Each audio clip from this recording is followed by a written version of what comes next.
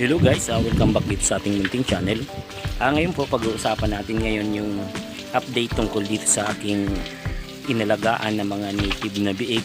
Makikita nyo po yung itsura niya, yung dyan sa baba, yung picture niya po nung bagong bili siya. Halos nasa 4 kilos lang po yung mga biik na yan.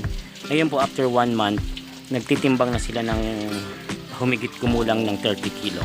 So yun guys, sinubukan ko yung murang feeds at tsaka yung native na baboy. So yung bili natin guys sa mga biik ay tag 2,000 pesos lang per head. So yun guys, pag na-meet natin yung 60 kilos in just 3 months, so sigurado pong panalo tayo doon, kikita tayo. So yung guys, ito yung update sa ating native baboy plus murang pakain, murang feeds. So yun guys, maraming salamat. Keep safe po and happy farming.